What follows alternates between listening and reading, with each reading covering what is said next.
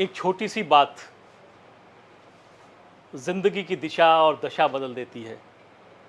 बात ही तो होती है जो मन के भावों को ध्वनि का श्रृंगार देती है। बातों की रोचकता उसे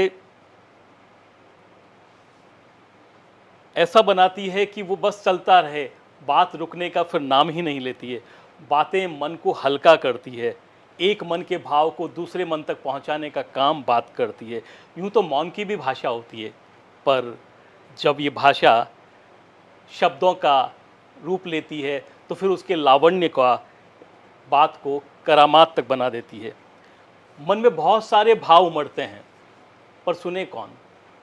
मन के भावों को परखे कौन, सहेजे कौन, और आपकी अपनी बातों को सुनाएं किसे?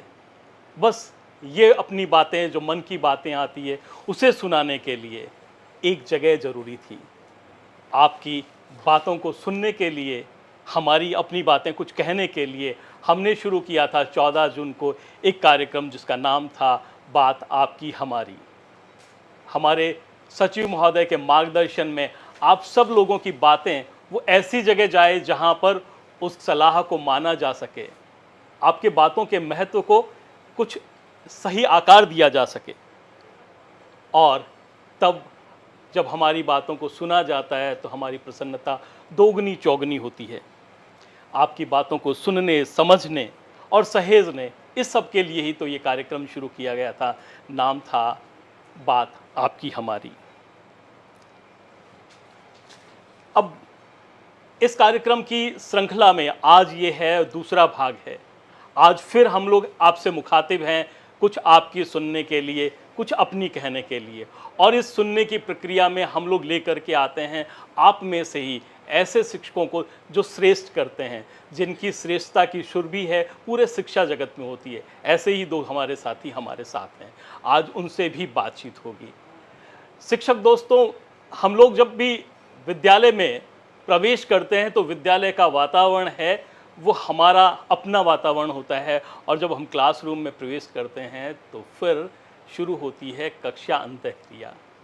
लेकिन क्या कक्षा में प्रवेश करते ही हम लोगों को पढ़ाना प्रारंभ कर देना चाहिए? सीधा बोर्ड पर लिखा या किताब खोली पढ़ा दिया गया? क्या हम अपने घर के बच्चों का जब उन्हें देखते हैं तो क्या ये नहीं पूछते हैं कि आज आपकी आंख लाल क्यों है, आपके चेहरे पे आज मायूसी क्यों है, क्यों आज बिखरे हुए बाल हैं? तो एक शिक्षक के तो जितने भी विद्यार्थी जो कक्षा में होते हैं, सब के सब उसके अपने बच्चे होते हैं। तो क्लास में प्रवेश करते ही एक शिक्षक के रूप में हमारा दायित्व होता है कि हम परखें, जानें, अवलोकन करें कि आज गीता के आँखों में लालिमा क्यों है, क्यों राधा की चेहरे पे मायूसी है, क्यों श्याम कुछ उखड़ा हुआ सा लग रहा है। हो सकता है कि कल रात है, उसकी गाय है वो बीमार हो गई हो सकता है कि उसकी मौसी के घर में कोई शादी में लेट तक वो रुके हों। तो इन सब बातों के लिए हम लोग पूरे 30 मिनट का जो हमारा प्रोग्राम होता है क्लासरूम का, तो उसके 3 मिनट नहीं निकाल सकते। जब कोई भी खेल होता है तो उससे पहले क्या होता है, उसके लिए वार्म अप होता है। जब कोई कार्यक्रम किया जाता है उसकी रिहर्सल होती है। तो क्या क्लासरूम में प्रवेश करते ही हमें 3 मिनट इन बच्चों के साथ में इनके चेहरे की भाषा, इनके मन की भाषा को नहीं पढ़ना चाहिए? और अगर हम ऐसा करते हैं, इनके चेहरे की भाषा को और मन की भाषा को पढ़ते हैं और इनके साथ में एक मनोवैज्ञानिक सा संबंध बनाते हैं, तो फिर हमारे आगे आने वाले शिक्षण में हम लोग ये तय कर पाएंगे कि किस व्यक्ति को, किस विद्यार्थी को कैसे शिक्षा देनी है, उसके साथ में कौन सी गतिविधि करनी है। क्योंकि आपकी एक ही क्लास में पढ़ने वाले एक ही परिवार के 3 बच्चे जो एक ही किताब से पढ़े हैं, एक ही शिक्षक से पढ़े हैं, लेकिन तीनों के परिणाम अलग अलग होते हैं। इसलिए क्योंकि आपको उन तीनों के साथ साथ में तीनों के लिए अलग अलग प्रकार की शिक्षण प्रक्रिया करनी होती है, उनको अलग अलग तरीके से पढ़ाना होता है, उनके साथ में अलग अलग मदद करने की आवश्यकता होती है। तो ये जो सब बातें हैं वो हमें एक शिक्षक के रूप में ध्यान देने की ज़रूरत होती है। और इसके लिए सबसे ख़ास बात ये होती है कि हम प्रवेश करते ही क्लास में सबसे पहले अवलोकन करें, देखें हमारे विद्यार्थियों को। जो अवलोकन करना होता है, ऑब्जर्वेशन होता है, उसी से तो फिर आप आगामी गतिविधियां कर पाएंगे। मैक्सिम गोर्की थे सोवियत संघ के एक विद्वान। वो अपने कुछ साथियों के साथ में चिंतन कर रहे थे, मनन कर रहे थे। एक जगह बैठे थे तो उन्होंने आपस में कहा कि ये सामने से जो व्यक्ति आ रहा है इसे देखिए और देख के बताना क्या देखा। उनके एक दोस्त ने उसे आते हुए देखा और देख करके जब वो व्यक्ति सामने से आया, थोड़ी देर रुका और फिर चला गया। तो उन्होंने जवाब दिया कि ये बहुत लंबा सा था, स्मार्ट सा था, मूछें इसकी बड़ी गहरी थी और हाथ में पाइप लिया हुआ था। अगला जो व्यक्ति था, दूसरा दोस्त, उसने कहा कि हाँ बिल्कुल आप ठीक कह रहे हो, ये लंबा था, इसके मूछें भी थी, हाथ में पाइप था, पर इसके हाथ में एक रोल्स रॉयस एक सोने की घड़ी भी थी। जब मैक्सिम गोर्की का नंबर आया तब उन्होंने बताया कि आपने जो देखा वो तो ठीक है, वैसा तो था ही था, लेकिन इसके चेहरे के भाव उड़े हुए थे, इसके आंखें प्यासी थी, ये जरूर परेशान था। बस यही है वो शिक्षक से अपेक्षा है कि प्रत्येक विद्यार्थी के बारे में उसकी जानकारी है वो गहरी होनी चाहिए, जिससे कि उसके द्वारा उनके साथ में की गई कक्षा अंतर क्रिया का सुफल है वो प्राप्त हो पाए। मैं सभी विद्यार्थियों के साथ साथ में शिक्षकों से ये आग्रह करना चाहता हूँ कि वो विद्यार्थियों के साथ में वैसा ही व्यवहार करे जैसा कि उसने प्लान किया करके आया हो। क्योंकि कोई भी कार्यक्रम होता है तो उसके लिए पहले से प्लान बनाया जाता है। आप देखते हैं कि छोटी सी शादी, एक छोटी सी पार्टी करनी हो तो प्लान तैयार किया जाता है। हम लोग हैं वो एक क्लासरूम का निर्माण करते हैं तो उसका तखमीना बनता है, नक्शा बनता है। तो फिर हम लोग क्लासरूम में जाने से पहले क्यों नहीं तैयार करते कि हमें एक हमारी जो दैनिक डायरी है वो प्लान तैयार की जाए। और प्लान में केवल औपचारिकता नहीं, दैनिक डायरी को आप औपचारिकता के रूप में बिल्कुल नहीं ले सकते। उसमें ये होना चाहिए कि आपको किन किन बच्चों पर विशेष ध्यान देना है, आपको कौन सी गतिविधियां पढ़ानी है, कौन सी गतिविधियां ऐसी है जो आप पहले कर चुके हैं लेकिन अभी आपने उसमें सफलता हासिल नहीं की, वो बच्चों पे कारगर नहीं हुई। तो फिर हर प्लान के लिए प्लान बी होता है, तो शिक्षक के रूप में आपका भी प्लान बी होना चाहिए। यदि पहली गतिविधि हम सफल नहीं हो पाए, बच्चा नहीं समझ पाया, बच्चे ने उसमें भागीदारी नहीं निभाई, तो हमने फिर दूसरी जो है वो गतिविधि है या दूसरी टेक्निक है हमने काम में ली। तो उद्देश्य हमारा उतना होता है कि जिस दक्षता को लेकर के हम क्लासरूम में गए हैं, जो हमारा लक्षित दक्षता है, आज हमें बच्चों को सिखाना है, नहीं सिखा पा रहे तो हमारा प्लान भी हो। तो शिक्षक विद्यार्थी के साथ में एक प्लान पूरा तैयार करेगा, विद्यार्थी वार, विषय वस्तु कंटेंट के साथ में दक्षता वार, तो फिर निश्चित रूप से वो सफलता की ओर जाएगा। एक एफएम का है, नाम मैं नहीं लेना चाहूँगा, लेकिन एक उसकी टैगलाइन है, मुझे बड़ी पसंद आती है। वो बोलता है, धुन बदल कर तो देखो। तो शिक्षक दोस्तों, क्लासरूम में आपको सफलता नहीं मिल पा रही किसी एक में, तो बदल कर तो देखो। आप टेक्निक बदल दो, आप गतिविधि बदल दो, आप एक बार अपने आप का आत्मावलोकन करो कि क्या बात है, क्यों नहीं आप कर पा रहे हैं। शायद ये बदलाव जो है वो आपको नई दिशा की ओर ले जाए। जिस सफलता की आप प्रतीक्षा कर रहे हैं वो सफलता आपको मिल जाए। बस इतनी सी कोशिशें हैं, थोड़ी थोड़ी कोशिशें कर करके हम लोग सफलता की दिशा में आगे बढ़ सकते हैं।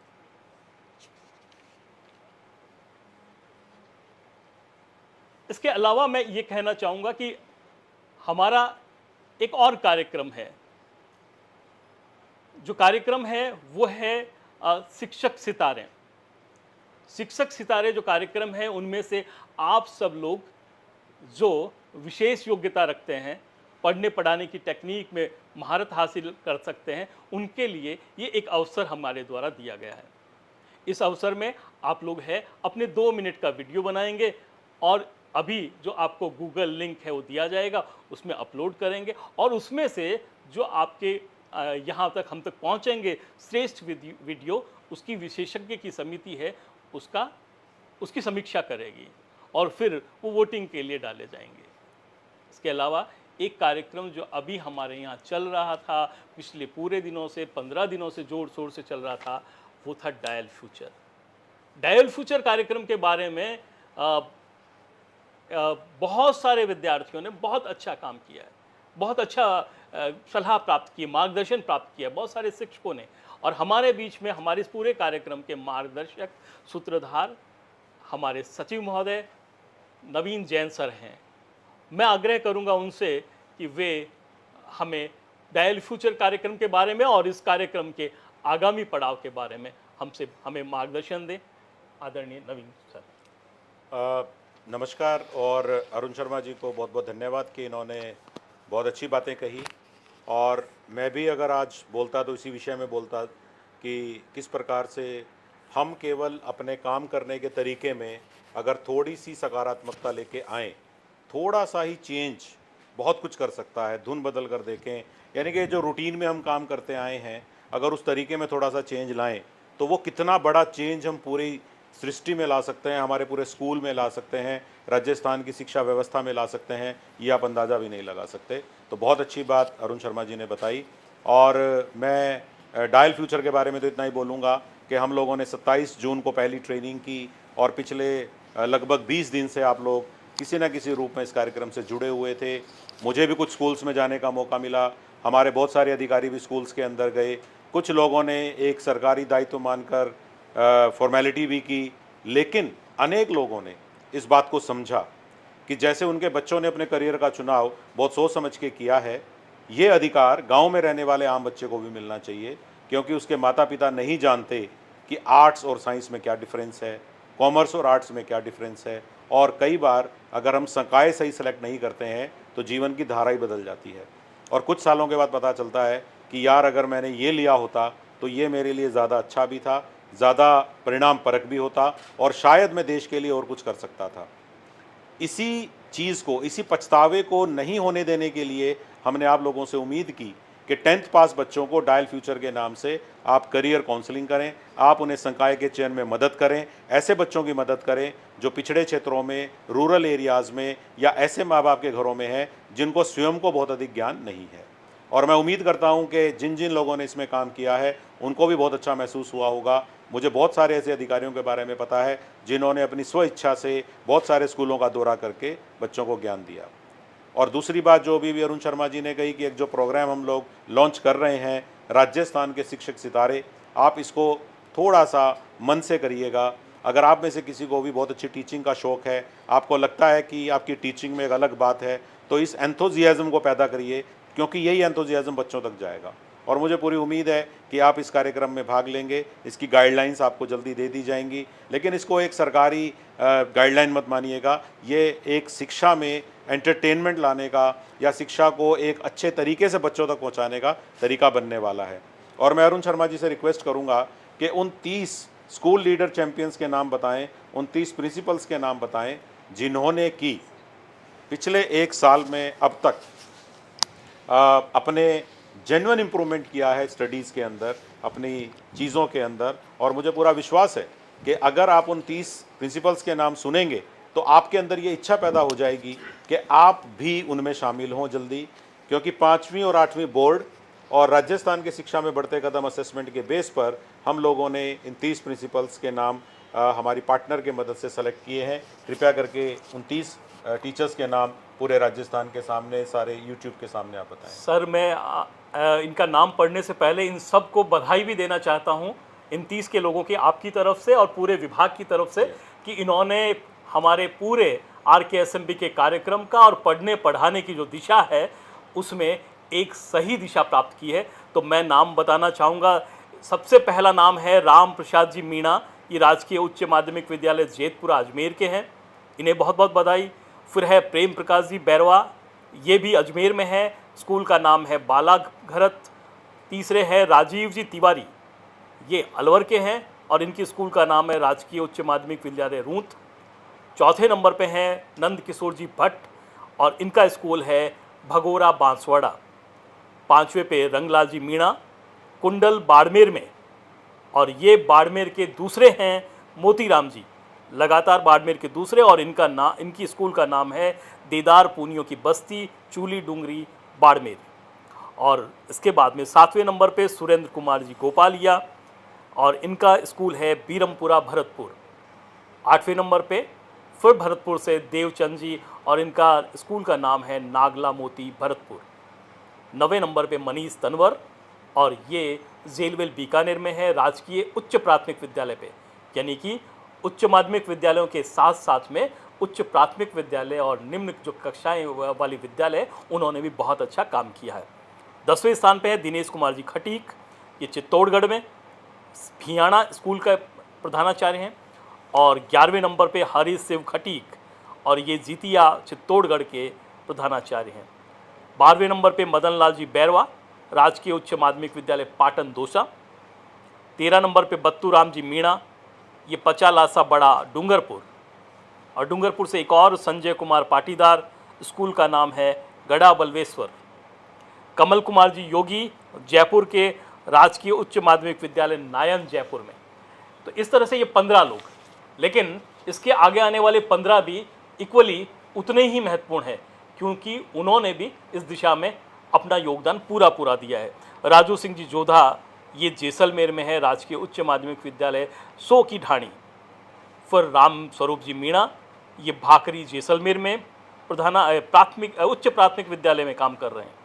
रामेश्वर जी बैरवा, ये उच्च माध्यमिक विद्यालय ये गाडरबाड़ा नूर जी झालावाड़ में काम कर रहे हैं। रामविलास जी तिवारी, ये भी झालावाड़ में है, स्कूल का नाम है पाडलिया। 20वें नंबर पे चिरंजी लाल जी, कुम्हारों का बैरा मल्लीनाथ नगर शेरगढ़ जोधपुर। शंकर लाल जी जांगीड़, ये इनी नाडी खुड़ियाला जोधपुर। 22 नंबर पे मिथिलेश शर्मा, ये राजकीय बालिका उच्च प्राथमिक विद्यालय भोडेर करोली। 23 नंबर पे पुष्पलता बोहरा और ये राजकीय उच्च प्राथमिक विद्यालय रायपुरा कोटा। 24 नंबर पे रणजीत सिंह जी मीणा, राजकीय उच्च प्राथमिक विद्यालय भानपुरा खालसा प्रतापगढ़। 25 नंबर शीशराम, राजकीय उच्च प्राथमिक विद्यालय नाबरिया राजसमंद। इसके बाद है जगमोहन लाल जी मीणा, राजकीय उच्च माध्यमिक विद्यालय अहमदपुर अलीगंज सवाई माधोपुर।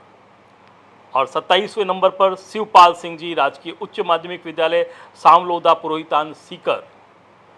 राकेश कुमार जी बाजिया फिर सीकर से हैं, राजकीय उच्च प्राथमिक विद्यालय गढ़ी सरगोट सीकर।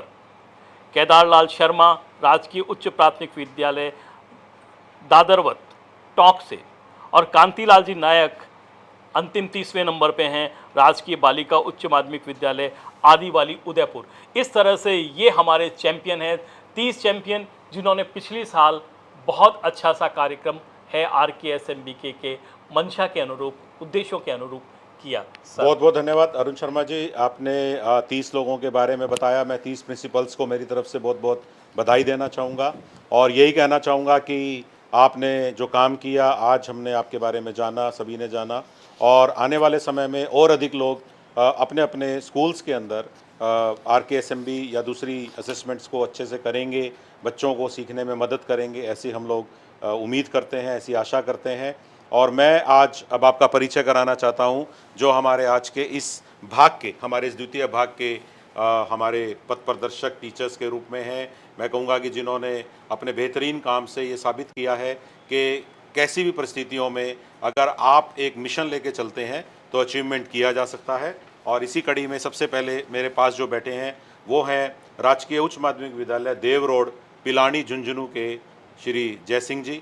और जय सिंह जी के बारे में मैं आपको बताना चाहूँगा कि इन्होंने जिस भी इलाके में रहते हैं ये खेल के ऊपर बहुत फोकस करते हैं। अगर मैं ये कहूँ कि किस प्रकार से स्कूलिंग के अंदर गेम्स को इंट्रोड्यूस करना चाहिए, कैसे बच्चों को खिलाड़ी में परिवर्तित करना चाहिए, वो इनसे सीखा जा सकता है। इन्होंने जहाँ कहीं भी रहे हैं, खेल मैदानों के निर्माण में जहाँ कहीं से भी सहयोग ले सकते हैं इन्होंने लिया है। जहाँ कहीं भी इन्होंने देखा कि यहाँ पर एक बड़ा स्टेडियम बन सकता है, उदाहरण के लिए खुद ये जिस स्कूल में कार्यरत हैं इन्होंने लगभग 1 करोड़ की लागत का एक अत्याधुनिक खेल स्टेडियम निर्माण कर दिया है, जो कि बहुत बड़ी बात है, जहां पर कि वॉलीबॉल का मैदान है, बास्केटबॉल का, फुटबॉल का, नेटबॉल का और एक पूरा जिम है। तो इस प्रकार से इन्होंने कमाल कर दिया है। और भी मैं कहना चाहूँगा कि इन्होंने अपने इस खेल मैदान में 2 बार राष्ट्रीय वॉलीबॉल प्रतियोगिता का आयोजन किया और 1 बार स्टेट लेवल की प्रतियोगिता का भी आयोजन किया है। इन्होंने स्कूल विद डिफेंस कोचिंग जो विद्यालय में शुरू हुआ, उसमें भी इन्होंने सरकारी सेवा में बच्चों के चयन के लिए अच्छा काम किया है। कुल मिला के मैं ये कहना चाहूँगा कि हमें बड़ी खुशी है आज कि हम जय सिंह जी से जानेंगे कि किस प्रकार इनको ये लगा कि स्कूलिंग की एक जर्नल दुनिया में, जिसमें कि किताब, पढ़ाई, एग्ज़ाम होते हैं, इन्होंने किस प्रकार से खेलों को चुना और इनको ये कैसे दिमाग में आया कि खेलों के लिए कुछ करना चाहिए। धन्यवाद सर। आज जिस प्रकार से खेलों की हम बात करते हैं, तो पिछले कुछ 5 या 7 साल में हम देखें तो खेलों में बहुत बड़ा परिवर्तन आया है। और वो परिवर्तन, इतना परिवर्तन आया है कि इससे पहले हम ये सोचते थे कि अगर हम खेल के मैदान में बच्चे को भेजेंगे तो वो बच्चा बिगड़ जाएगा। आज कुछ इस तरह की चीज़ें हैं, जैसे मैं बात करूं क्रिकेट से तो IPL शुरू हुआ, कबड्डी में प्रो लीग शुरू हुआ, इसी प्रकार से एथलेटिक्स है, बैडमिंटन है, बहुत सारी चीज़ें शुरू हो गई। तो वर्तमान में खेलों का जो परिवर्तन हुआ है, जो बदलाव हुआ है, वो एक बहुत बड़ा बदलाव है, जिसमें एक तरह से खेलों में क्रांति ला दी है। जहाँ तक मेरी बात करता हूँ कि मैं खुद भारतीय खेल प्राधिकरण के स्पोर्ट्स हॉस्टल में रहा हूँ, दिल्ली नेहरू स्टेडियम में भी रहा हूँ, माउंट आबू भी रहा हूँ। तो मुझे शुरू से ही खेल में बड़ी रुचि थी, लेकिन मैंने बहुत देर से खेल को शुरू किया था। तो देर से शुरू करने के कारण मैं वो ऊंचे आयाम प्राप्त नहीं कर पाया। मैं इंटरनेशनल लेवल पे भारत के लिए खेल नहीं पाया। तो मुझे थोड़ा मलाल भी था और थोड़ा मुझे लगा कि आने वाले समय में इस चीज़ को हम करें। तो इसलिए फिजिकल एजुकेशन में मैं जब आया, आने के बाद मेरी पहली जो पोस्टिंग थी जिस विद्यालय में हुई, वो किशोरपुरा झुंझुनू में है, जहाँ खेल मैदान नहीं था। वहाँ से मैंने स्टार्ट किया कि किस प्रकार से खेल, क्योंकि रेगुलर ट्रेनिंग खेलों का एक सबसे बड़ा है कि जिस प्रकार से हम पढ़ाई 6 से 8 घंटे करेंगे तो अच्छे परिणाम आएंगे, उसी प्रकार खेल में भी अगर हम लगातार ट्रेनिंग करेंगे, लगातार प्रैक्टिस करेंगे, और वो भी एक निर्धारित शेड्यूल के साथ कुछ खाने पीने की चीज़ों पे भी हमें ध्यान रखना पड़ेगा, तब जाके निकट भविष्य में अच्छे परिणाम आएंगे। तो शुरुआती प्रयास में भी काफ़ी अच्छी सफलताएं मिली, वहाँ से इंटरनेशनल प्लेयर भी निकले, काफ़ी नेशनल लेवल के प्लेयर भी निकले, तो बहुत कुछ अच्छा हुआ। एक अच्छे मैदान का निर्माण भी उस गांव में हमने किया, बहुत सारे बच्चों को जॉब भी मिला। तो जब ये चीज़ें जब होने लगी तो धीरे धीरे गांव के लोगों का विश्वास होने लग गया, बच्चे भी जुड़ने लग गए, खेल मैदान में रेगुलर भी आने लग गए, और उसका ये फ़ायदा रहा कि वो विद्यालय अपने आप में एक स्पोर्ट्स स्कूल की तरह नज़र आने लगे। बहुत सारे टूर्नामेंट भी वहाँ करवाए।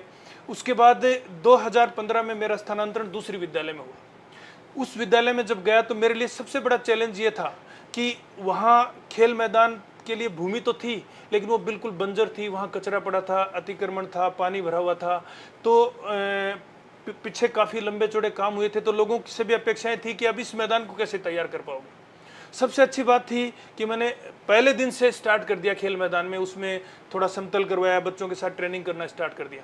फिर गांव के लोगों को भी लगा कि यहाँ कुछ होने लग गया, तो कुछ भामाशाह ग्राम पंचायत है, MLA लेड है, MP लेड है, जहाँ जो भी सहयोग मिला सबसे टच करके वहाँ साफ सफाई की, और बहुत जल्दी 2 साल में ही बहुत शानदार मैदान हो गया, जिसमें एथलेटिक्स ट्रैक भी बन गई, बहुत सारे ग्राउंड बन गए। जब वहाँ लगने लग गया कि ये बहुत अच्छा काम हो रहा है, तब एक चीज़ शुरू से लगा। मैं झुंझुनू से बिलोंग करता हूं, और झुंझुनू की जो धरती है वो मैं मानता हूं कि जैसे सैनिक हैं, खिलाड़ी हैं, उनके लिए बड़े मजबूत कदकाठी के होते हैं। लेकिन लड़के तो खूब अच्छे प्लेयर निकल रहे थे, लेकिन लड़कियां मैदान से नहीं जुड़ पा रही थी, क्योंकि आज भी घर वालों को लग रहा था कि बच्ची को खेल मैदान में भेजेंगे तो पता नहीं कैसे लगेगा, लड़कों के साथ कैसा फील होगा। तो मैंने मेरी बेटी को ग्राउंड में लाना स्टार्ट किया, और जब मैंने उसको स्टार्ट किया तो उसके आसपास गांव की कुछ लड़कियां आना स्टार्ट हो गई, और उसके इतने जल्दी परिणाम मिले सर कि मैं आपको बताना चाहूँगा कि आज कम से कम 3 या 4 लड़कियां हैं जो नेशनल में गोल्ड मेडल जीत चुकी हैं या इंडिया कैंप में हैं, और आज आने वाले दिनों में मैं मान रहा हूँ कि वो एशियन चैंपियनशिप भी खेलेंगे, अच्छे खिलाड़ी बने। आज बहुत सारी लड़कियाँ वहाँ ट्रेनिंग कर रही हैं। उसके साथ एक बड़ी चीज़ ये रही कि लड़कियों के मैदान में जुड़ने के बाद, और बहुत सारे लड़के और लड़की थे, कॉमनली सारी सुविधाएँ होती थी, तो एक खेल का माहौल विकसित हो गया। उस माहौल की वजह से आसपास के गांवों के बच्चे खूब सारे आने लग गए। और एक बड़ी बात यह भी है कि 2017 में हमारे तत्कालीन कलेक्टर थे मिस्टर प्रदीप जी बोर्ड, उन्होंने एक दिन मेरी स्कूल का विजिट किया। उन्होंने कहा यार बड़ा शानदार मैदान है और आप बहुत अच्छा काम कर रहे हो, आप इसके साथ एक और इनोवेशन स्टार्ट करो। इनोवेशन हमने स्टार्ट किया कि आप school with defence coaching start करो, क्योंकि आपके ज़िले में सैनिक बहुत ज़्यादा हैं और आपके जो गरीब परिवारों के बच्चे हैं उन बच्चों का बहुत शोषण हो रहा है कोचिंग में, लाखों लाखों रुपए उनके दे रहे हैं, फिर भी पता नहीं हो नहीं हो। तो वो इनोवेशन स्टाफ और प्रिंसिपल और पूरी टीम के साथ हमने स्टार्ट किया। कुछ मैथ, इंग्लिश और जीके जैसी टीचर्स को हमने तैयार किया, वो 2-3 पीरियड उनके लें और ग्राउंड में फिजिकल में करवाता था। और उसके बाद उसके बहुत अच्छे शानदार परिणाम आए और उसमें बहुत सारे बच्चे भी जुड़े, बहुत अच्छा बैच भी हो गया और वो परंपराएं रेगुलर चलती रही। आज ये स्थिति है सर कि आज जैसे स्पोर्ट्स सेंटर चलते हैं ना, उसी तरह से मेरा मैदान रेगुलर चलता है। आप सुबह और शाम 70-80 बच्चे देखेंगे। आधुनिक खेल मैदान है। अभी हाल ही में ओपन जिम भी हमने वहाँ स्थापित कर ली, स्थानीय विधायक कोटे से पैसे लेके। तो वो सारी चीज़ें विकसित की। इसका सबसे जो तगड़ा परिणाम आया कि जब कोरोना जैसे काल में हमने देखा कि जब पूरी दुनिया कहीं न कहीं घबराई भी थी कि आज हमारा स्वास्थ्य अच्छा होता, फिजिकली मजबूत होते, तो धीरे धीरे वो चीज़ों में काफ़ी परिवर्तन आया। आज मैं एक गांव में नौकरी करता हूँ, पिलानी कस्बा हमारे बगल में है, चिड़ावा कस्बा है, सूरजगढ़ है, तीनों के बीच में वो गांव है, मात्र 5-5 किलोमीटर है। लेकिन शहरों से बच्चे उस गाँव में आते हैं, खेलों की तरफ उनका रुझान है, खेलों की ट्रेनिंग मिलती है, अच्छी एजुकेशन मिलती है, खेल में बहुत अच्छे परिणाम मिल रहे हैं। एक चीज़ ये भी मैं आपको बताना चाहूँगा कि कई बार ये कहता है कि फिजिकल का आदमी है, उसको क्लासरूम से क्या लेने देना। सर मेरी 25 साल की सेवा में मैं लगातार बोर्ड की क्लासों को पढ़ाता रहा हूँ। 10th में मैं सोशल साइंस और 12th में मैं पॉलिटिकल साइंस पढ़ा रहा हूँ और 100% हमेशा रिजल्ट दिया है और क्वालिटी का रिजल्ट दिया। उससे मुझे 2 फायदे हैं, क्योंकि स्कूल्स में जब एक माहौल बन जाता है कि ये खेल के बच्चे हैं, पढ़ाई नहीं करेंगे, लेकिन जब मेरे ग्राउंड के जो बच्चे होते हैं, जो ग्राउंड से जुड़े हुए बच्चे होते हैं, जब वो क्लासरूम में जाते हैं तो उनको हमेशा अलर्ट रहना पड़ता है। हर टीचर की उस पर नज़र होती है, क्योंकि स्पोर्ट्स के बच्चे स्मार्ट भी होते हैं और एक्टिव भी होते हैं, तो उनके ऊपर हर स्टाफ की नज़र होती है। तो सौभाग्य की बात मैं मानूंगा कि क्लास के टॉप 10 होते हैं, उसमें 7 से 8 जो होते हैं वो बच्चे वो खिलाड़ी होते हैं। तो खेल के साथ पढ़ाई पर मैंने हमेशा फोकस किया और उसी का परिणाम है कि आज आप किसी भी फील्ड में हम जाएंगे तो उस फील्ड में हमें एजुकेशन होना जरूरी है। हमारी राजस्थान गवर्नमेंट ने भी खेलों में बहुत बड़ा कोटा कर रखा अभी। और अब तो देखो एक छोटा सा मैं उदाहरण देना चाहूँगा कि पिछले 3 या 4 साल में हमारी राजस्थान गवर्नमेंट जो स्टेट लेवल पे गोल्ड मेडल जीतता है उस बच्चे को 1 लाख रुपए देती है। सिल्वर मेडल और ब्रॉन्ज मेडल तीनों को देता है। पिछले 3 साल में 30 लाख रुपए गांव के उन बच्चों के खाते में आए हैं जिन्होंने स्टेट लेवल पे मेडल जीते हैं। तो एक बहुत बड़ा अचीवमेंट है और उससे एक प्रेरणा मिलती है। जहाँ तक खेल मैदान से जुड़ने की बात है, मैं आज आपके साथ यहाँ इसमें प्रोग्राम में हूँ।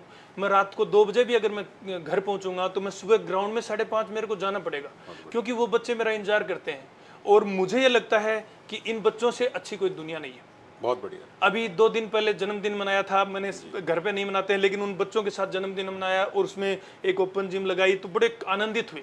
और मुझे लगता है कि हर बच्चे में, जैसे अरुण सर भी बता रहे थे कि जब हम क्लासरूम में जाते हैं तो क्यों ना उस बच्चों को सबसे पहले पूछें। जब मैं सुबह बच्चों को असेंबल करता हूँ तो सबसे पहले मैं उन सबके देखता हूँ कि कौन बच्चा नहीं आया तो उसके चेहरे से पता लग जाता है आज इस बच्चे को प्रॉब्लम है। क्योंकि स्पोर्ट्स में सर इंजरी भी एक बहुत बड़ी चीज़ होती है। तो कुछ छोटे बच्चे होते हैं जो 10 साल, 12 साल, 15 साल के बच्चे होते हैं, वो बताते नहीं हैं कि मैं सर को नहीं बताऊंगा चोट है, क्योंकि उस सर को लगेगा कि ये बंक मार रहा है। लेकिन जब वो मैदान में आता है, मैं रनिंग वार्म अप के लिए स्टार्ट करता हूँ, तो जब उसकी स्टार्टिंग से मुझे पता लग जाता है कि इस बच्चे को आज कुछ प्रॉब्लम है तो उसको रेस्ट दे दिया जाता है। तो इससे बड़े अच्छे परिणाम भी आ रहे हैं। और सबसे बड़ी बात है कि आज मैं एक टीचर के रूप में जॉब कर रहा हूँ, मैं मानता हूँ कि इससे श्रेष्ठ कोई जॉब नहीं हो सकती। वाह। तो मेरे ख्याल से अगर आप जयसिंह जी की सारी बातों का निचोड़ निकालें तो इनके चेहरे पे जो जो जो जो चमक है, मेरे ख्याल से हम सबको उसके लिए कोशिश करनी चाहिए। हम जीवन में बहुत सारी चीज़ें कमा सकते हैं, अर्न कर सकते हैं, लेकिन सबसे बड़ी बात है जो आत्मविश्वास इनके बोलने में झलक रहा है, जो चेहरे पे एक चमक दिखाई दे रही है, जो एक मन के अंदर जो सुकून है, मेरे ख्याल से हम सारी उम्र इसके लिए भागते हैं और वो काम से दूर होकर कभी नहीं मिल सकता। इन्होंने साबित किया है काम में वो सुकून मिल सकता है। तो इसीलिए आप सब जितने भी हमारे फिज़िकल वाले टीचर हैं, पीटीआईज़ हैं, वो भी इस बात से प्रेरणा लें कि अगर हम किसी समय में फ्री हैं और हमारा किसी सब्जेक्ट में अच्छा हाथ है तो हम स्कूल के अंदर वो टीचिंग ज़रूर कराएं, ताकि बाकी टीचर्स को ये ना लगे कि यार ये सिर्फ पढ़ाने लिखाने का काम करते हैं और इन्होंने सिर्फ खिलाने का काम करते हैं, पढ़ाने लिखाने का नहीं करते हैं। तो पढ़ाना लिखाना और खेल खिलाना दोनों तरह के काम इन्होंने करके अपने रिजल्ट से साबित कर दिया है कि अगर मन में इच्छा है तो हम कुछ भी कर सकते हैं। आइए मैं आपको मिलवाता हूँ आज हमारी दूसरी जो गेस्ट हैं आमना जी से, आमना फातिमा जी से। मैं इनसे 8 जुलाई को मिला था जब हमने महात्मा गांधी विद्यालयों के प्रिंसिपल्स की एक बैठक का आयोजन किया था। और उस आयोजन में मैंने देखा कि इन्होंने जिस तरीके से अपना प्रेजेंटेशन किया, हम सबको लगा कि इनसे आप सबको मिलवाना बहुत ज़रूरी है।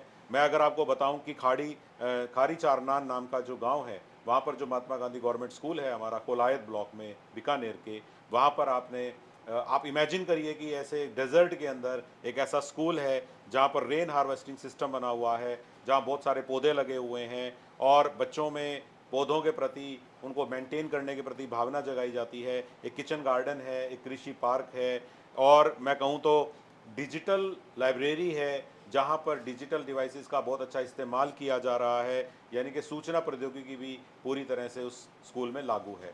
तो इस प्रकार के स्कूल को संचालित करके और एक रूरल एरिया के अंदर महात्मा गांधी स्कूल्स की ब्रांड वैल्यू को बढ़ाने वाली आमना जी का मैं इस कार्यक्रम में स्वागत भी करता हूं और उनसे रिक्वेस्ट करूंगा कि अपनी जर्नी के बारे में हमारे सभी सुनने वालों को, देखने वालों को बताएं।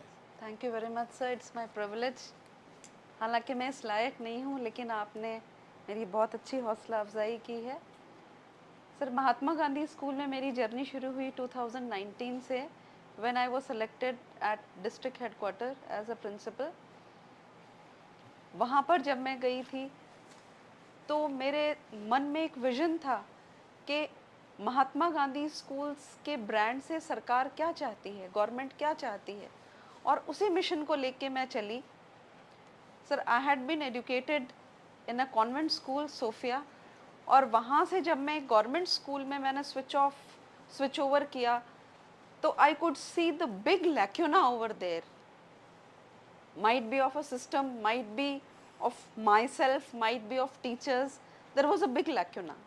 जो स्कूलिंग मैंने की थी और जो स्कूलिंग मैं बच्चों को दे रही थी, वहाँ कहीं आई वॉज फीलिंग गिल्टी कि मेरे अंदर एक अपराध बोध सा था कि आज से 20 साल पहले, 25 साल पहले मैं क्या लेके आई हूँ और हम क्या कर क्या रहे हैं। दैट वॉज रेस्टलेसनेस, वो एक रेस्टलेसनेस थी, वो एक किक था, वो एक मोटिवेशन था। But the journey went on, and after that I was posted at Khari Charnan, a village in Kolayat block, जहाँ पे there was no fertility of the land, वहाँ पे सिर्फ बजरी है, coarse gravel है। वहाँ पर क्या हो सकता है? जब मैं पहुँची थी there were no toilets, there were no boards, black boards, white boards, nothing. So the responsibility, the burden of responsibility was a little big, लेकिन जो था, the teachers are meant to face challenges, they are meant to face, take up challenges and to resolve them. Sir, वहाँ के बच्चे जो थे uniform नहीं पहन के आते थे sir, very untidy, they lived in very unhygienic condition. तो सबसे पहले तो हमारा ये एक जिम्मेदारी थी, कर्तव्य, ड्यूटी थी कि हम खुद यूनिफॉर्म पहन के जाने लगे, just to motivate the students. हालांकि हमें यूनिफॉर्म की ज़रूरत नहीं थी, just to motivate the students. उसके बाद जैसे कि हमने कहा कि it's very easy to get into schools and colleges but very difficult to get educated.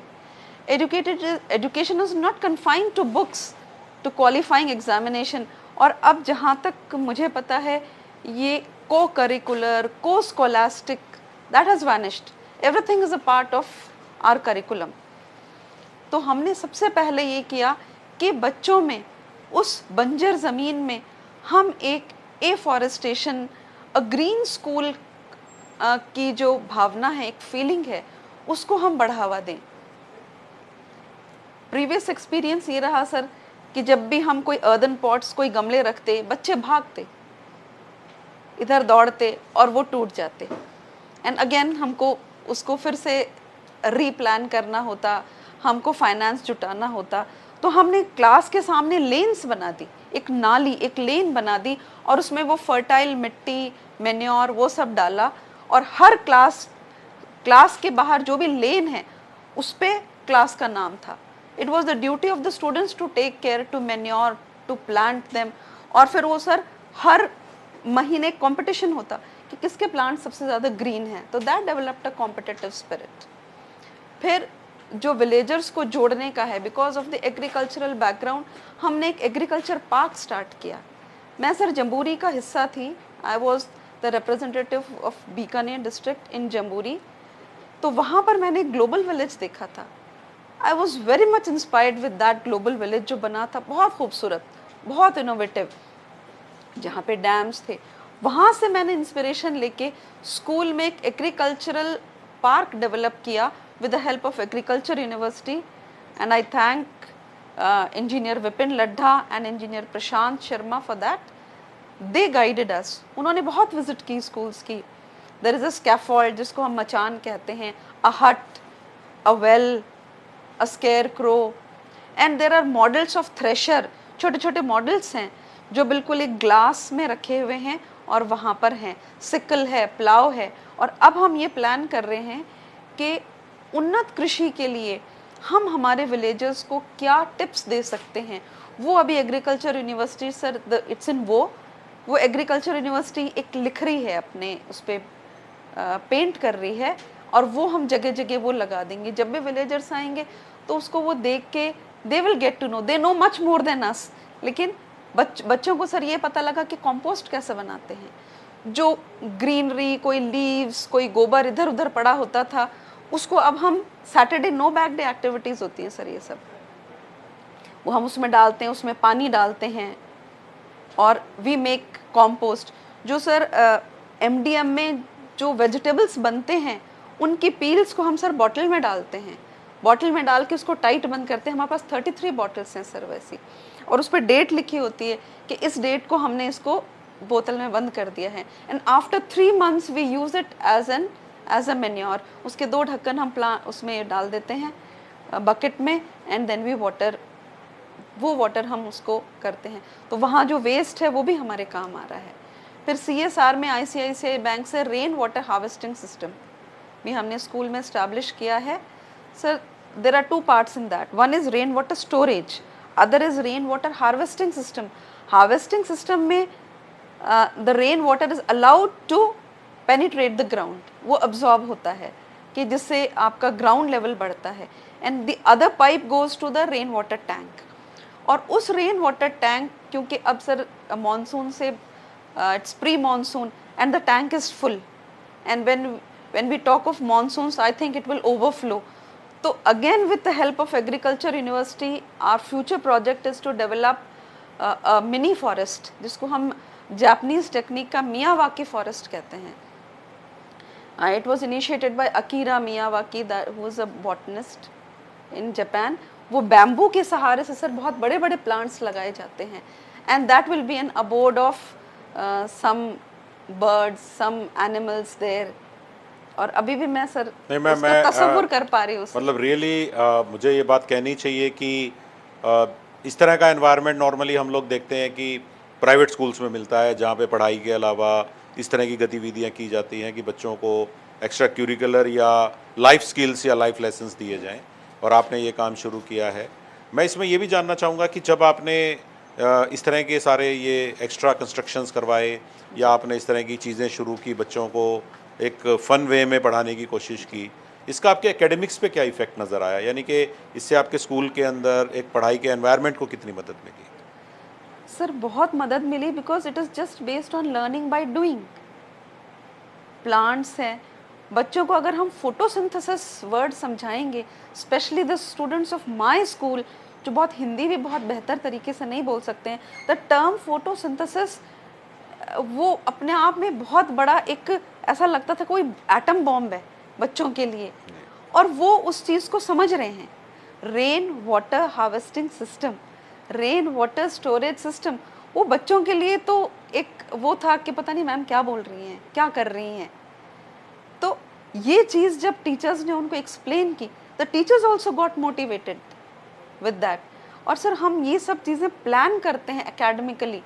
जब बच्चों की सैटरडे के सेकेंड हाफ में हाउस मीटिंग्स चलती हैं, उस समय टीचर्स के साथ हमारी ये मीटिंग चलती है कि हम क्या बेहतर बच्चों को सिखा सकते हैं थ्रू एन एक्टिविटी। तो वो naturally it's a part of academic sir. जो हम चीज़ पढ़ के सीख रहे हैं वो हम चीज़ उनको सिखा रहे हैं। और सर जो हमारे डिजिटल मीडिया है उसने एक बहुत बड़ा एक रेवोल्यूशन लेके आए हैं। बच्चे नहीं समझते थे सर, कुछ भी नहीं समझते थे। वहाँ पर हमने एक 25,000 का ऐप है जो हमने एक भामाशाह से लिया है। वो ऐप जब हम चलाते हैं फॉर प्री प्राइमरी किड्स, वो ऐप ऐसे बताता है P p pen pencil person people and it goes on with that. So the students, they don't understand कि pen means कलम और people means लोग, नहीं, they identify themselves. तो अगर हम इंग्लिश को, ये मेरा सिर्फ पर्सनल ओपिनियन है, इंग्लिश को हम अगर ट्रांसलेशनल मेथड से पढ़ाएंगे तो वो जो ट्रांसलेशन है वही दिमाग में रहेगा। We don't get that word and I'm quite fortunate कि अब मैं जो इंग्लिश में बच्चों को इंस्ट्रक्शन देती हूँ बच्चे समझते हैं sir, especially the pre-primary kids. And through this program I would like to appeal to all the principals to pay attention to primary and pre-primary education. That is the most neglected parts. बहुत बढ़िया। on our behalf. मैं आपकी इस बात से पूरी तरह सहमत हूँ कि पूरा देश ही नहीं, पूरा विश्व अब फाउंडेशनल लिटरेसी एंड न्यूमरेसी की बात कर रहा है। यानी कि जिसको हम प्री प्राइमरी एजुकेशन या ECCE के नाम से जानते थे, कुछ लोग इसको पूर्व प्राथमिक क्लासेस के नाम से जानते थे, अब ये इस्टेब्लिश हो चुका है। बहुत सारे सर्वेज़ के द्वारा बहुत सारे एक्सपर्ट्स ने इस पर रिसर्च भी कर दी है कि अगर बच्चों के माइंड का डेवलपमेंट जिस स्टेज में हो रहा है, ये कहा जाता है कि 8 साल की उम्र तक बच्चे के ब्रेन का डेवलपमेंट काफ़ी हद तक हो चुका होता है, लेकिन नॉर्मली हम लोग इसमें देर हो जाती है। अगर हम लोग प्राथमिक और पूर्व प्राथमिक क्लासेस, और आप चूँकि जानती हैं कि महात्मा गांधी स्कूल्स के अंदर बाल वाटिकाएँ शुरू हो रही हैं, तो आप में से जो लोग महात्मा गांधी में पढ़ाते हैं या बाल वाटिकाओं में पढ़ाते हैं, मेरी आप सबसे ये रिक्वेस्ट है कि आप इस पर जोर दें कि अगर हम बच्चों को नर्सरी, LKG, UKG इन क्लासेस में बहुत अच्छा फाउंडेशनल काम करके दे देंगे तो एजुकेशन का जो हमारा स्टैंडर्ड है वो धीरे धीरे बहुत अच्छा हो जाएगा। और ये बहुत अच्छा काम जो है वो कर रहे हैं। तो आपने अभी भी देखा कि हमारे जो 2 आज के चमकते हुए सितारे हैं, जय सिंह जी हैं जो पिलानी झुंझुनू से हैं, आमना जी हैं जो बीकानेर से हैं, आप दोनों ने एक अलग सोच के साथ काम किया। मतलब जो लोगों की सोच होती है सरकारी सिस्टम के बारे में, राजकीय विद्यालय के बारे में, टीचर्स के बारे में, लोग पूर्वाग्रह से ग्रसित होते हैं कि नहीं इनके अंदर एंथुजियाज्म नहीं हो सकता है, ये अलग सोच ही नहीं सकते हैं, ये तो अगर किताबें पढ़ा दे तो बहुत होता है। इस तरह की जो थॉट रखने वाले लोग हैं, मैं समझता हूं कि हमारे जो दोनों टीचर्स हैं एक करारा जवाब है उनके लिए। और मैं उम्मीद करता हूं कि हमें अपने आने वाले प्रोग्राम्स में भी इस तरह के लोगों से लगातार मिलने का मौका मिलेगा।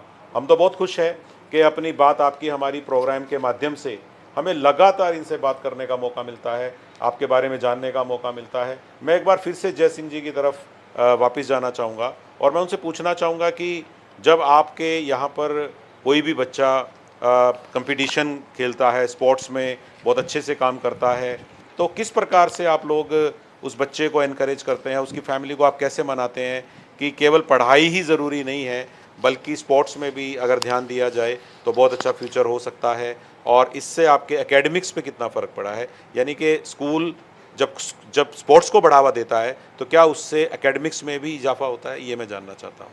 सर मैंने पिछले 5 या 6 वर्षों में ये अनुभव किया है कि पहले जो हम मानते थे कि जो खेल की तरफ वही बच्चे रुझान करते थे जो लोअर फैमिली के थे या मिडिल क्लास फैमिली के थे, लेकिन अभी अभिभावकों के दिमाग में ये होने लग गया कि मेरा बच्चा भी खेल मैदान से जुड़े। बहुत सारी इंक्वायरीज आती हैं बच्चों की कि हम हमारे बच्चे को खिलाना चाहते हैं, कैसे भेजें, कहाँ से भेजें। अच्छी स्कूल, हमारे पड़ोस में बिड़ला स्कूल है, उसके बच्चे भी उस स्कूल को छोड़ के खेल मैदान से जुड़े।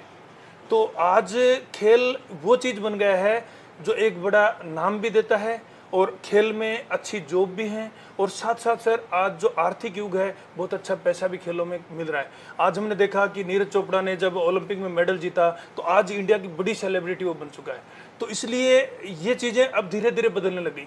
आज अभिभावक दूर दूर से आते हैं कि मेरे बच्चे को खिलाना है, मैं आपकी स्कूल में मैं बताऊंगा सर कि कम से कम 20-25 किलोमीटर सराउंडिंग एरिया के बच्चे एक गांव की स्कूल में पढ़ने के लिए आते हैं, और वहाँ कुछ बच्चे ऐसे हैं जो मकान किराए लेके अभिभावक के साथ सिर्फ खेलने के लिए रहते हैं। बहुत अच्छा। बड़ा परिवर्तन आया है। और सबसे बड़ी बात यह है सर, इसमें ज़बरदस्त सपोर्ट है, गांव के लोगों का भी सपोर्ट है, अभिभावकों का भी सपोर्ट है, और साथ ही साथ मेरे विद्यालय स्टाफ भी रेगुलर सपोर्ट करता है। तो उससे आज हमारी स्कूल में 500 की स्ट्रेंथ है। मैं मानता हूँ कि बड़ी स्ट्रेंथ खेल की वजह से भी है। इसके साथ एक और चीज़ बताऊं सर, फिजिकल के लिए जैसे बहुत सारी हमारी एग्जाम्स होती हैं, उनमें फिजिकल क्लियर करना पड़ता है। तो साल में 5 से 7 ऐसे मैटर मेरे पास आते हैं जो लड़की हो या लड़का कि इनका फिजिकल नहीं हो रहा है, आपके पास 1 महीने 15 दिन का टाइम होता है। तो बड़ा प्लानिंग से मैं प्रयास करता हूँ कि मुझे इतना अनुभव हो गया कि इस बच्चे में ये वीकनेस है, ये है, उस हिसाब से बहुत सारे बच्चे इसमें सक्सेस हो रहे हैं। तो काफ़ी अच्छे परिणाम आ रहे हैं। स्कूल्स में काफ़ी है, भामा साथ जुड़े हुए हैं। आज वो तमाम सुविधाएं देवरोड स्कूल में हैं, सीसीटीवी कैमराज हैं, ऑडियो सिस्टम है, और बाकी इंटरेक्टिव पैनल है, शानदार स्कूल है, खूब सारे पेड़ पौधे गमले हैं। तो वो सारी चीज़ें इसी वजह से हुई कि अच्छे स्टैंडर्ड के बच्चे जुड़े, अभिभावक जुड़े, भामा साथ जुड़े, तो आज एक शानदार स्कूल हमारा बना है। तो आपने अभी अभी दोनों हमारे जो स्टार टीचर्स हैं इनके बारे में खुद उनके मुंह से जाना है। मुझे तो ये मौका मिला है, मुझे और अरुण जी को, कि हम उन टीचर्स को आपसे मुलाकात करवाएं। आपने देखा कि मतलब किस प्रकार से अगर लोग ठान लें तो कैसे एक इंस्टीट्यूट को वो एक सेंटर ऑफ एक्सीलेंस में चेंज कर सकते हैं, और शुरुआत किसी एक आदमी के उत्साह से शुरू होती है तो एक इंसान भी चेंज ला सकता है। आइए इस बात को माने कि चेंज लाने के लिए भीड़ की ज़रूरत नहीं है। कोई ज़रूरी नहीं है कि भीड़ है तो सफलता मिलेगी, और अगर एक इंसान है तो उसका विफल होना तय है। मैंने ऐसे बहुत सारे किस्से सुने हैं, लेकिन मेरे सामने 2 किस्से ऐसे बैठे हैं जिन्होंने ये नहीं देखा कि वो जब अपने मिशन को स्टार्ट करेंगे तो कितने लोगों का साथ मिलेगा। लेकिन जब इन्होंने उस काम को करना शुरू किया तो खेल मैदानों को डेवलप करने के लिए जय सिंह जी को अगर पिलानी झुंझुनू में सपोर्ट मिलता है तो आमना जी को बीकानेर के डेजर्ट में खारी चारनान में सपोर्ट मिल जाता है। तो वो आपकी इच्छा होनी चाहिए कि आप कैसे आगे बढ़ते हैं। और सीधी सी बात यह है, जब आप अपने एफर्ट से धीरे धीरे सफलता हासिल करते हैं तो लोग भी सफलता के साथ जुड़ना चाहते हैं, ये याद रखिए। लेकिन वो सफ़र तय करने की हिम्मत हमारे अंदर होनी चाहिए। और मुझे लगता है कि एक कहानी मुझे एकदम से इस बात को करते करते याद आई है, तो मुझे लगता है कि आप लोगों ने सुनी होगी, लेकिन रिपीट करता हूँ क्योंकि ये कहानी जितनी बार भी सुनो उतनी बार ही मन में जोश पैदा कर देती है। तो मैं आज आपके सामने उस कहानी को दोहरा रहा हूँ, और जिसने पहले कभी नहीं सुनी है उसे तो बहुत ही मज़ा आएगा, क्योंकि आप पहली बार अगर सुन रहे हैं तो। एक गांव में आग लग गई थी, और आग लगने से उस गांव के सारे मकान धूं धूं कर जल रहे थे। बहुत तेज आग थी, काफ़ी मकान नुकसान में थे। गांव वाले प्रयास कर रहे थे आग को बुझाने का, कुएं से पानी ला रहे थे, जहाँ कहीं पानी था ला रहे थे, आग पे डाल रहे थे, बुझाने की कोशिश कर रहे थे। सफल ज़्यादा नहीं हो पा रहे थे, लेकिन लगे हुए थे। किसी ने नोट किया कि एक छोटी सी चिड़िया उसी गांव के किसी पेड़ पे रहती होगी, वो भी अपनी चोंच में पानी भर के ला रही थी और आग पे डालने का काम कर रही थी। तो गांव का कोई सिरफिरा आदमी हो रहा होगा जिसने उस चिड़िया से पूछ लिया। उसने कहा कि ए चिड़िया, तेरी चोंच में आने वाले इस 1-2 बूंद पानी से इस गांव की आग बुझेगी थोड़ी, फालतू में क्यों परेशान हो रही है। तो उस चिड़िया ने जो जवाब उस समय दिया था वो बहुत ज़बरदस्त था, और वो जवाब हम जीवन में बहुत सारी जगह यूज़ कर सकते हैं, क्योंकि ऐसी परिस्थिति हमारे सामने भी आएंगी। उस चिड़िया ने ये जवाब दिया उस सिरफिरे आदमी को जिसने ये कहा कि तुम्हारी चोंच में आने वाले पानी से गांव की आग नहीं बुझ सकती। उसने कहा कि भाई साहब, ऐसा है कि जब आज से 100 साल बाद इस गांव का इतिहास कभी लिखा जाएगा तो मेरा नाम आग बुझाने वालों में आएगा, आग लगाने वालों में नहीं आएगा। तो मुझे लगता है कि ये बात हम सब लोगों के लिए बहुत रेलेवेंट है कि क्या हम उन लोगों में शामिल थे जिन्होंने अच्छे प्रयासों को रोका। क्या हम वो लोग थे जो काम करने वालों को ये कह के धमकाते थे कि आप यहाँ का माहौल ख़राब मत करिए, या हम वो लोग थे जो माहौल ख़राब करने का कोशिश करते थे। और यहाँ माहौल ख़राब करने का मतलब आप समझ गए होंगे कि अगर स्कूल में सुधार करना, स्कूलिंग में सुधार करना, स्टूडेंट में सुधार करना, उसके करियर में सुधार करना माहौल ख़राब करता है, तो ऐसा माहौल हमें ख़राब करना ही चाहिए, क्योंकि तभी हमारे देश का असली माहौल सुधरेगा, हमारे राज्य में तरक्की होगी। तो इसलिए अब ये परवाह मत करिए कि आप उस पथ पर अकेले हैं, आपके साथ कितने लोग हैं, कितने लोग नहीं हैं, ये परवाह बिल्कुल मत करिए। आप तो अपने जज्बे को हवा दीजिए और ऐसे लोगों की परवाह करे बिना अपने पथ पे आगे बढ़ते रहिए। मुझे पूरा विश्वास है कि अच्छाई बहुत जगह बिखरी हुई है, उसकी बात कम होती है, केवल बुराई की बातें ज़्यादा सुनने में आती है तो हम सब नकारात्मक होने लगते हैं। और मुझे पूरा विश्वास है कि हम सब लोग मिलकर राज्य सरकार की मंशा के अनुरूप उसकी स्कीम्स को आम बच्चों तक पहुंचाने के लिए, क्योंकि आज हर प्रकार से बच्चों को स्कूल तक लाने का प्रयास तरह तरह की स्कीमों से हो रहा है, लेकिन वो स्कीम्स तभी कामयाब होंगी जब उन बच्चों के स्कूल में आने के बाद हम उन्हें रिटेन कर पाएँ, हम सस्टेनेबल रूप से उनको कुछ ऐसी मदद कर पाएँ कि सालों साल उनका हमारे सिस्टम पर विश्वास पैदा हो और वो देश के लिए, राज्य के लिए, अपने परिवार के लिए, अपने गांव के लिए कुछ ना कुछ ऐसा करें जिसमें उनको गर्व हो और बहुत सारे परिवारों की दशा और दिशा इससे बदल जाए। तो आज के इस द्वितीय भाग को हम लोग यहीं समाप्त करना चाहेंगे और उम्मीद करते हैं कि आप अपने साथियों से मिलकर बहुत खुश हुए होंगे। हमें भी बहुत खुशी हुई कि हमें आपसे बात करने का मौका मिला और मैं आप सब लोगों को भी आने वाले समय के लिए और अधिक लगकर काम करने की अपील करूंगा, क्योंकि आने वाले समय में हम ई-एजुकेशन पर बहुत बड़ा काम करने वाले हैं। तो मैं केवल इतना ही कहना चाहूँगा कि संभाल लीजिए आपके स्कूल के अंदर जो स्मार्ट टीवी है, जो प्रोजेक्टर है, जो आईसीटी लैब है, जो है वो डोनेशन से मिला है, चाहे सीएसआर से मिला है या किसी स्कीम से मिला है या आपको हमारे समसा प्रोग्राम के माध्यम से मिला है। अब उसकी यूज़ करने की बारी है एक प्लान्ड वे में, ताकि कोई भी बच्चा कंटेंट से ना रह जाए। अगर हम टीचर के माध्यम से वो कंटेंट इसलिए नहीं दे पा रहे हैं क्योंकि पोस्ट खाली है, तो पोस्टिंग होने तक, रेगुलर पोस्टिंग होने तक ई कंटेंट के माध्यम से उसकी पूर्ति करने का एक वृहद कार्यक्रम हम लोग जल्दी ही लेकर आएंगे और उम्मीद है कि आप सबका सहयोग भी हमें मिलेगा, ताकि राजस्थान वाकई में अपने स्टूडेंट्स को अच्छे कंटेंट दे और उनके करियर में इसका जो असर है वो नज़र आए। बहुत बहुत धन्यवाद। जय हिंद। मैं आप सब लोगों का इस कार्यक्रम में भाग लेने के लिए धन्यवाद देने से पहले याद दिलाना चाहूँगा कि आज से कुछ दिन पहले सचिव महोदय ने कहा था कि मुझे ज़रूरत है आउट ऑफ बॉक्स सोचने वालों की। तो सर, इसी तरह के लोग जो आज आमीना जी हैं, जय सिंह जी हैं, ऐसे भरे पड़े हैं जो लोग धीरे धीरे हमारे अगले एपिसोड्स में आपके साथ आएंगे। उन सभी शिक्षकों से ये आग्रह है कि वो अपने कार्य को हम लोगों तक पहुंचाने की भी कोशिश करें। आप सब लोगों का जिन्होंने इस कार्यक्रम में भाग लिया, जो हमारे रिकॉर्डेड वर्जन को देखेंगे, और हमारे दोनों गेस्ट और हमारे इस कार्यक्रम के मार्गदर्शक आदरणीय नवीन जैन सर का बहुत बहुत धन्यवाद। शुक्रिया।